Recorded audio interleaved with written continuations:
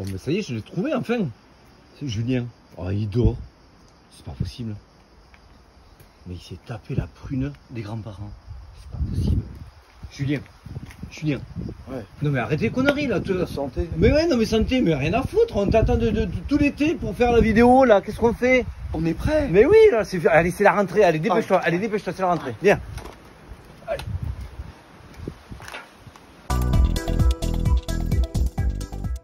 Salut mon Alex. Bon, t'as des cuvées toi? Ah, j'en peux plus. Qu'est-ce que tu m'as bu toute la prune? Ah, mais je suis désolé, mais on s'ennuyait tellement. Hein. Bon, on est très heureux de vous retrouver. Ça fait longtemps. Ah oui, Toujours. quand même. Hein, Regardez en plus comme on est bien là. On s'est dit on voulait faire un extérieur aujourd'hui. Exactement, ça fait du bien. On Ça entend fait un du peu bien. le vent passer dans les Alors feuilles. bienvenue, détendez-vous. On a toujours avec nous Julien pour les fondamentaux. Et monsieur Alex, côté technique, alors on a quelque chose, pas mal de choses à vous Ah ouais. raconter. Ah on oui. est ravis déjà de vous retrouver. Toujours le petit pouce hein, pour ceux qui nous retrouvent. Retrouve, exactement. Les abonnements pour les nouveaux. Les Je sais petits qu'il y en a un paquet. commentaires, ça fait plaisir. Et nous, ça nous aide. Ça fait un peu mendiant, mais ça nous aide. On est mieux référencés et vous ne raterez. Rien. Allez, on enlève les lunettes. On a fait assez les Voilà, touristes. exactement. Alors, on parle de quoi, mon cher Julien, cette semaine? Eh ben alors oui, ça réaccumule fort. Hein. Voilà, on voulait un petit peu préciser un peu notre plan, hein, qui est toujours Ah ouais, le même. pour nous et pour beaucoup, ça accumule fort, quoi qu'on en dise. Pourquoi du coup ça accumulerait fort pour faire un gros dump et un retour à la cave? On va en discuter. Exactement. Pour nous, il y a matière. La Russie, Voilà, la Russie qui potentiellement va l'adopter Oui. pour contourner les sanctions Mais oui. et la Chine qui. non mais depuis c'est marrant, pendant ce temps-là, depuis- j'ai ma chérie qui nous filme. Non mais c'est n'importe quoi, ça y est, c'est le renouveau Ouais, pour mais tout le monde. c'est bien, ouais, mais c'est top. Hein. Bon alors Russie-Chine, on va vite Voilà. voir ce qui se passe. Et Un petit point marché. Hein, et puis une petite odeur d'adoption aussi, non? Ah oui. Allez.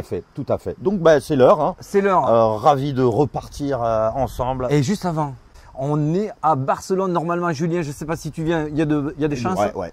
Le 25-26, c'est Le ça 25-26 septembre exactement à Barcelone, c'est le European Blockchain Convention.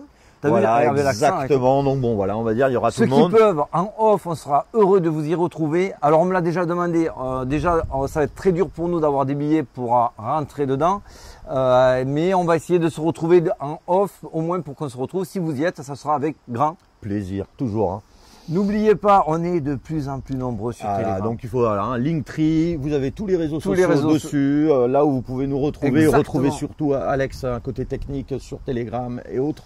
Voilà, ça fait On toujours se plaisir. régale, on n'a rien raté, on était dans tous les moves sur le mois d'août, on est sur un perfect, donc n'hésitez pas à nous rejoindre au Club des Tontons, comme tu as dit, l'analyse pour ceux qui veulent que de l'analyse, et si vous avez des inquiétudes, on est là sur le chat. Allez, on attaque les news de la semaine. Allez, c'est parti.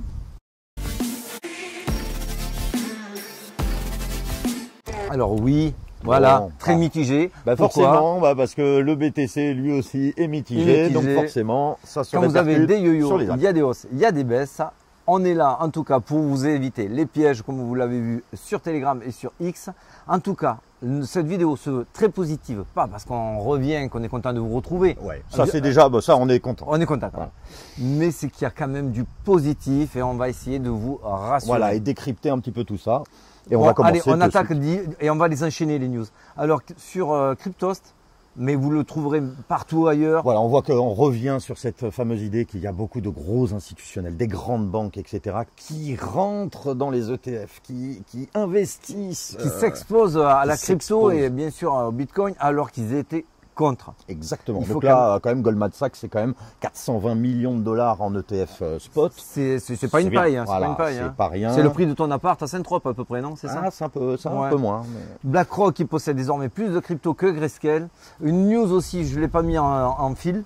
On a un ex-cadre de BlackRock et de Goldman Sachs qui va devenir le patron de Grayscale. Donc ça, c'est pas rien. Hein, ouais. Comprenez là l'idée Ouais, ou, exactement. Donc c'est vrai qu'on a beaucoup, on va dire, d'institutions, parce que c'est vrai que c'est une période un petit peu trouble. On se dit, mais pourquoi ils investiraient? En tout cas, eux, ils y vont. Allez, Morgan Stanley, 185 millions d'ETF spot, c'est pareil, ça accumule. Et c'est pas n'importe qui non plus, c'est des très très grandes bandes d'affaires. Et en Europe, les banques centrales suisses et norvégiennes, qui sont quand même, tu vois, c'est pas des fous pas des fous de guerre.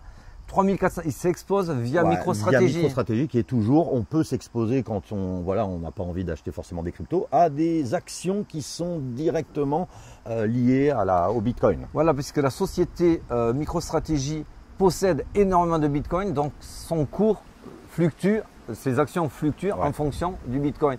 Donc quand on achète, comme tu as très bien dit, les actions de MicroStrategy, on s'expose au Bitcoin. Ouais. D'ailleurs, il a gagné sur le dernier trimestre plus de 5 milliards à notre cher patron de MicroStrategy. Qui les avait achetés à peu près vers les 36 en gros en moyenne. Et on sait qu'il y a une petite levée de fonds là, de 250 millions de Marathon Digital, pareil, hein, grosse société de mining, pour l'expansion, faire des acquisitions stratégiques. Là aussi, s'ils font des levées de fonds, peut-être pas par hasard. Et je crois qu'ils investissent même aussi, vous m'arrêterez si je me trompe, mais au Salvador, dans la ville Bitcoin, je crois qu'ils y mettent 1,5 milliard, un truc comme ça aussi.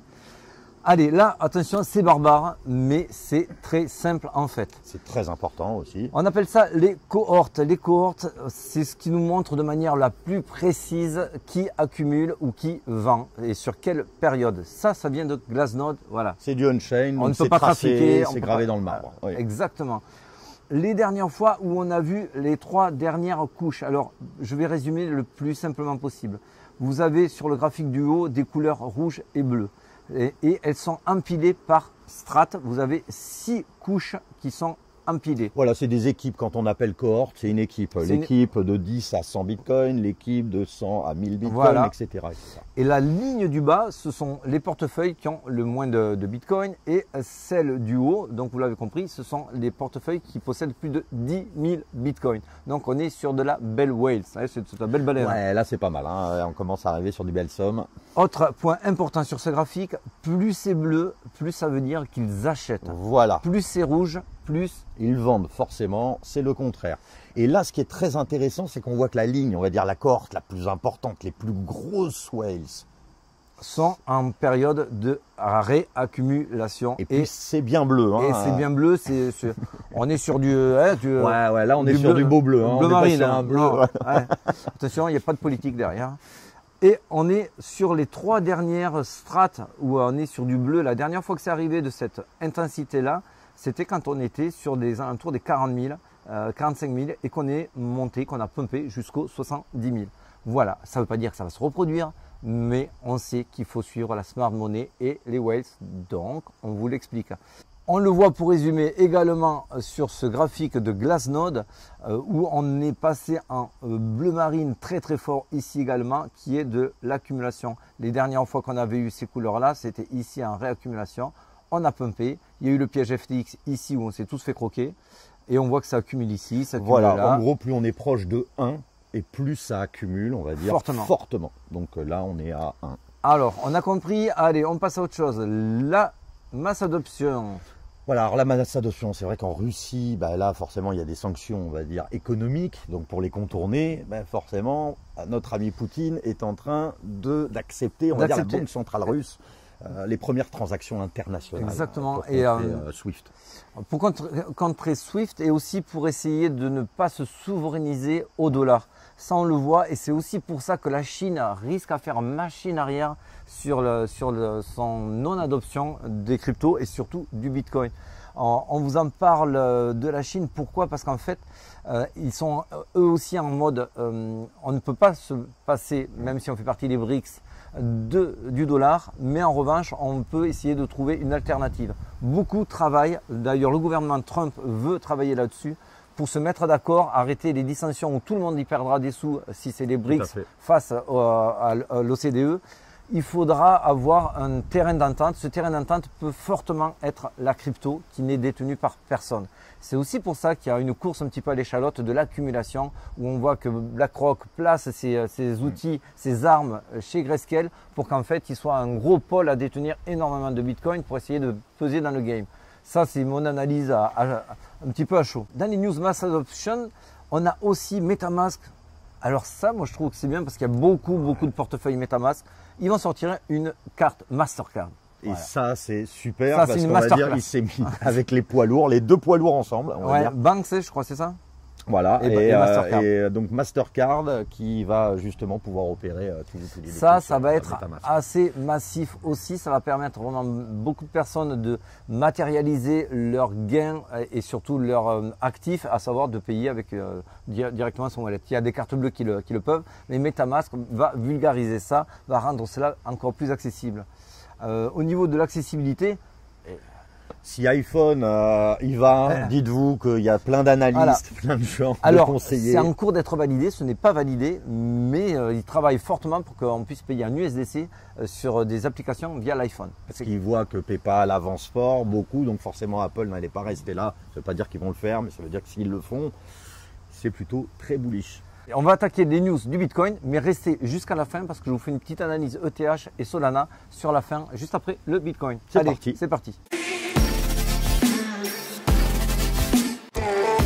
Alors, on va faire très rapide. On sait et on aime quand c'est en FEAR ou extrême FEAR. Voilà, 28%. Mais comme on vous disait aussi précédemment, les gros bonnets, eux, accumulent.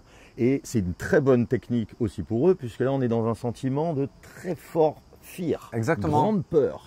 Et il faut savoir que c'est dans ces moments-là où nous, le retail, ne vont pas vouloir acheter, on ne va pas se risquer, mais eux, ils savent acheter le 100, donc ils le feront. À l'inverse, vous savez que le Fear and Greed Index, on le regarde vraiment essentiellement sur deux positions, quand il est proche de ou en extrême, Fear, ou en extrême Greed. Parce qu'en extrême Greed, c'est l'inverse. Donc c'est là, à ce moment-là, où il va falloir se délester. Oui, exactement. Donc là, on est sur cette période-là, donc c'est intéressant, c'est pour ça qu'on vous le souligne. On vous souligne aussi ça très rapidement. Bon, Bitcoin by Bitcoin, toujours au plus bas. Hein. Ça a été remonté il y a quelques temps, mais là tout de suite, c'est alors on redescendu, vous explique, hein. Donc, on est sur Google Trends, c'est aussi basique qu'efficace.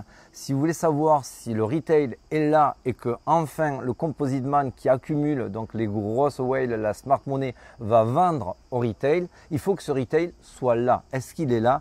Non. Malheureusement, non. Enfin, bien heureusement. Regardez le dernier bull run. Le dernier bull run, c'était ici 2020-2021. Là, ils étaient fortement présents. Tout le monde voulait acheter du Bitcoin. Ce n'est pas le cas aujourd'hui. Le retail, bien sûr, le retail qui n'est pas encore sensible à la crypto n'est pas encore là, n'est pas encore arrivé. Bien sûr, il y a du retail. Il y a toi, il y a moi. Nous, on n'a pas quitté. Voilà. Mais je suppose que dans vos amis, il n'y en a pas beaucoup qui vous parlent de Bitcoin. J'en suis quasiment persuadé. Votre boulanger, votre Non. boucher non plus. Non. Tant que vous n'avez pas cela, on n'est pas encore sur cette phase d'expansion. Cette phase d'expansion, elle est là, hein, elle est juste là. C'est en fait, nous on pense réellement qu'on est en train de finir le piège baissier. On va creuser plus ou pas. Pour moi, c'est du micro détail. Ce qui est sûr, c'est qu'on va bientôt arriver dans le up only. Le up only, là, à mon avis, ça peut être fort sympathique puisqu'on a eu une phase d'accumulation, réaccumulation. Très importante. Très important. Très longue. Exactement. Donc forcément, on peut avoir un bull run, une poussée, on va dire. Mais généralement, c'est 2-3 mois. Voilà. Jamais plus. Mais tu me tends la perche, mon ami. Ah. Parce qu'en fait, on me posait la question, mais s'il y a une forte réaccumulation, alors on peut s'attendre à un bull run qui va durer. Non, une forte réaccumulation veut dire qu'il va falloir monter haut pour attirer énormément de monde pour pouvoir leur vendre tout ce qu'on a accumulé. Mais cette montée vertigineuse, on peut l'avoir, comme tu l'as dit, en 2-3 mois. C'est ce qu'on a vu sur les derniers bull run. Donc, exactement. Sur la phase, on parle bien sûr sur la phase de verticalité. Tout à fait. Ouais. Et bien sûr, comme il n'y a pas encore les médias, comme il n'y a pas encore le public, donc pour nous, non, on n'est pas encore dans cette phase d'euphorie et les beaux jours sont encore devant nous. Exactement. Tout à fait. Un point important, le MVRV Z-Score, ça aussi, on ne va pas être très barbare. Grosso modo, quand c'est vert, on achète. Ça veut dire que le prix est sous-évalué, sous-coté, voilà, sous-évalué. Et quand en rouge, rouge, c'est le contraire. Voilà. Et là, aujourd'hui, on est plus proche du vert que du rouge. Donc, fin de la partie. Voilà, fin de la partie. On passe a à le temps, encore des beaux jours. Sur les exchanges, la réserve est extrêmement basse. On n'a plus que 2,6 millions, je crois, actuellement. VS en 2020, 3,2 millions. Donc ça veut dire qu'on n'en a jamais eu aussi peu sur les exchanges. Il faut savoir que, comme tu le dis, quand on est parti en bull run là, en 2020-2021, on est parti de 3,2 millions. Donc c'était un plus bas historique à ce moment-là. Pour remonter, là on est sur un extrême plus bas historique. Voilà, un plus bas historique. Donc ça veut dire qu'il y a beaucoup moins de Bitcoin en circulation. Donc une rareté plus importante. Allez, un autre point positif, c'est pour ça qu'on veut vous ramener quand même un petit peu de joie au cœur aujourd'hui. Oui, alors ça date, ce graphique, je l'ai retrouvé de début mai. On était assez persuadé que le dollar, donc le dollar index, allait chuter pour dégringoler sur cette trendline. C'était notre prévision. On a eu chaud parce que c'est reparti très fort. Et là, en fait, avec un peu de retard, on voit que ça suit quand même exactement le plan. Ouais. Pourquoi c'est important? Ah bah tout simplement parce qu'il est corrélé au Bitcoin, mais à l'inverse. Forcément, si vous le voyez descendre, le Bitcoin va monter et inversement. Et inversement. Si le Bitcoin descend, vous allez voir notre ami dollar index qui va monter. Exactement, c'est une paire. Donc le Bitcoin est coté face à sa paire USD ou USDT qui est coté lui aussi sur l'USD. Donc tu l'as dit, je ne le redis pas, on enchaîne. On est sur quoi là? Ben, c'est toujours les fameuses réaccumulations de Wyckoff. Ah, Donc qu'est-ce qu'on se repasse? On revient, on vous ressoule comme 2 mois avant avec les mêmes graphiques. Mais oui, les mêmes Et graphiques. de toute façon, ça sert à ça. Et c'est le principe de Wyckoff, c'est la patience de s'énerver face à son graphique en disant mais c'est pas possible, nana, on me ment. C'est parfait, c'est Wyckoff. On vous a à l'usure aussi. On en a marre de voir des PNL qui descendent de plus en plus. Et à un moment donné, on réfléchit à se dire est-ce que je sors pas tant que j'ai encore des sous? C'est ça le Wyckoff, réaccumulation. On vous travaille à l'usure. Et d'ailleurs, on voit beaucoup de gros youtubeurs, etc., qui disent bon, j'arrête, je vais maintenant me mettre dans les actions, c'est trop. Pourquoi etc. j'ai tout vendu? Voilà. Donc voilà, donc ça C'est parfait. montre, c'est parfait pour Wyckoff, ça marche. Il faut, plus il y a de ces exemples de capitulation, plus on s'approche du bottom. C'est une évidence.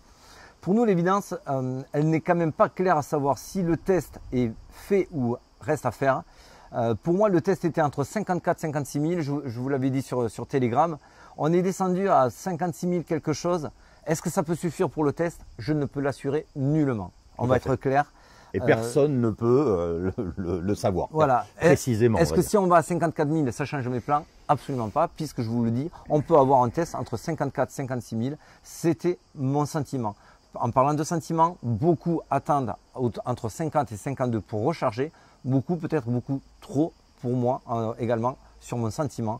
Car le marché, lui, il s'arrêtera toujours soit avant, soit après. Après, j'y crois pas. Il ne peut pas faire gagner tout le monde, il ne peut pas faire réaccumuler tout le monde. Ou s'il fait réaccumuler tout le monde, c'est qu'on prévoit une très grosse baisse en disant de toute façon, il va à l'encontre Et aujourd'hui, moi, je vois que le marché est suffisamment mûr pour qu'on s'arrête avant de redescendre sur les 50-52 que de creuser encore plus, comme on le voit, sur du 40-45 000, qui sera en plus largement en dessous du coût de production. Les mineurs s'y retrouveraient même plus. Donc voilà, tout ça fait que pour moi, ça serait assez cohérent qu'on puisse peut-être aller dans les 54-56 si on a besoin d'aller plus bas sur le test. Je dis bien si on a besoin d'aller plus bas sur le test. Si on zoome, on voit effectivement qu'on a légèrement crossé sur le MACD en daily. Normalement, ça mène du bullish derrière, mais il faut effectivement que ce ne soit pas ravalé directement. Nous, on veut que ça croise, tout simplement, soit, clair. Voilà, que ce soit franc. Si ça croise franchement, on peut repartir sur la même hausse qu'on a eu là. Si je vous le dézoome, on voit aussi qu'on est sur un falling wedge. Et ce falling wedge, normalement, on a touché plusieurs fois en haut, plusieurs fois en bas. Alors c'est au minimum 3. Donc il est temps maintenant d'aller en haut au nord et de casser. Donc pour moi, la limite serait dans les 68-69 000 pour aller casser au nord. Pour y arriver, il faudra d'abord s'affranchir de ce premier falling wedge et de le casser au nord. Et là, on a un premier objectif qui est aux alentours des 60 000 qu'il faudra vraiment casser à la hausse. Tout à fait. C'est notre objectif court terme. Si on parle du court terme, et en parlant de court terme, on vous disait également hier qu'on allait certainement chasser ces liquidités. Elles étaient bien trop croustillantes. Ouais, voilà, oui, tout à fait. Et que du coup, on pouvait aller soit faire ce premier spring ici, soit ce second spring là, spring ou deep, vous l'appelez comme vous voulez. Et donc du coup, on en est où? On en est là. On est allé légèrement plus bas que le plan A que je viens de vous présenter. Évidemment, je vous supprime maintenant ces liquidités qui ont été prises. Le plan A, je m'attends qu'il y ait une reprise haussière. Alors, bien sûr, je ne suis pas dupe. On peut effectivement aller sur le premier arrêt majeur FIBO aux alentours des 57 000. Ça ne serait pas déconnant non Ça plus. serait pas déconnant. Voilà. Ça serait pas déconnant. C'est pour ça qu'on vous a laissé, on va dire, les deux plans, parce que bon, personne ne peut savoir aussi à l'avance. Mais par contre, il y a des zones qui réagissent mieux que d'autres, et c'est ce cas-là. En tout cas, je m'attends quand même à une reprise haussière assez rapidement. Les foundings sont négatifs, ils restent jamais négatifs très longtemps. Et oui, ouais. Tu le sais. Ça gagner un peu trop de monde. Bien sûr, tu le sais. Allez, on finit avec Ether, vite fait.